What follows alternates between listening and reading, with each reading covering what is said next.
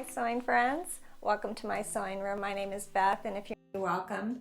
Today I am sewing some batting scraps together. Instead of using a new piece of batting, someone gifted me some leftovers, fabric, batting, and there were a lot of strips of batting.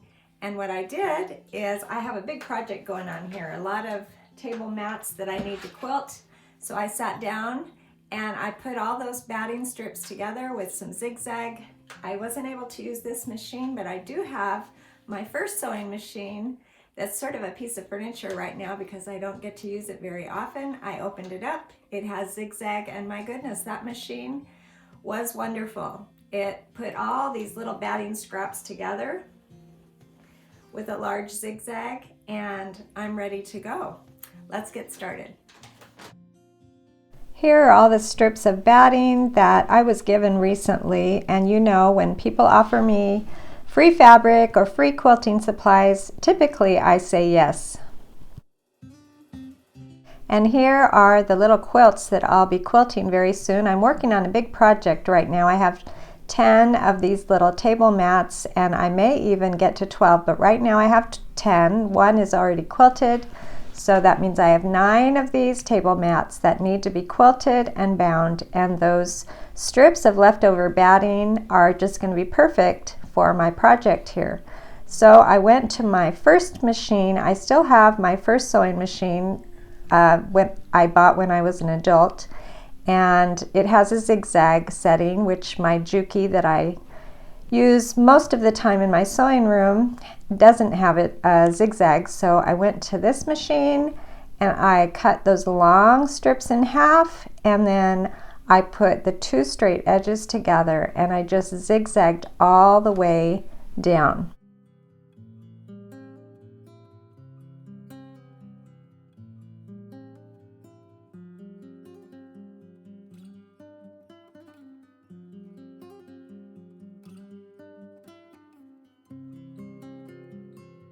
These long strips of batting were very nicely trimmed.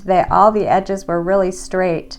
So it was really easy for me to put 2 edges together and just zigzag with the biggest zigzag that I could on my machine.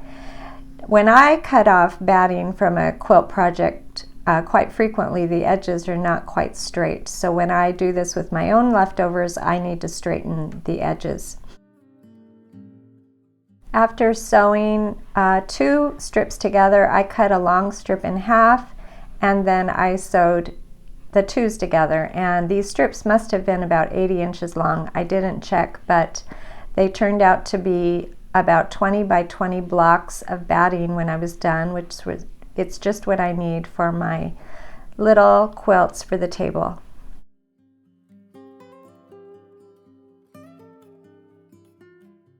Here are the big stitches I added to these strips of batting.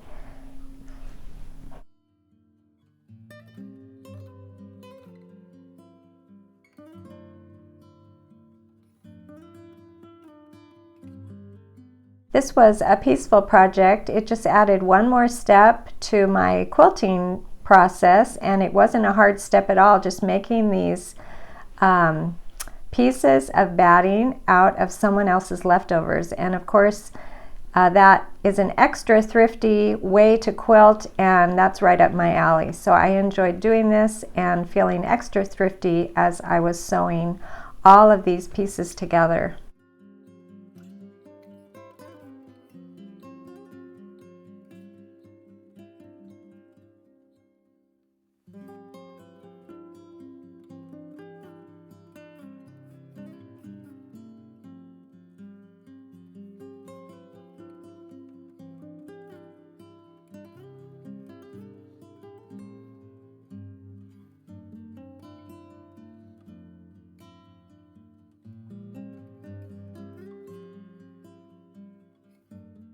Now that I had my chunks of batting ready, all I have to do is match them up with some of my table toppers, make sure that I have enough batting for the table topper. I like a little extra around the edges, but when it's a small quilt like that, you can really get away with getting that quilt very close to the same size as the batting. There's not as much shifting when you have such a small little quilt.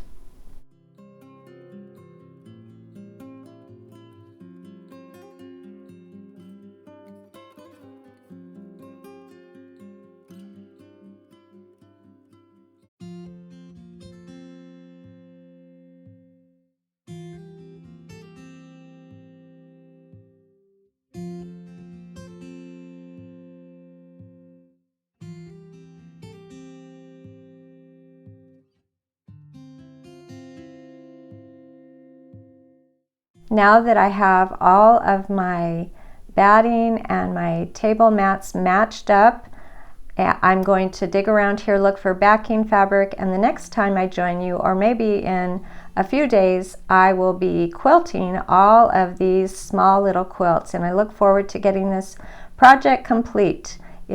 We're almost there, not quite, but it's coming up. Thanks for joining me today, and I'll see you next time.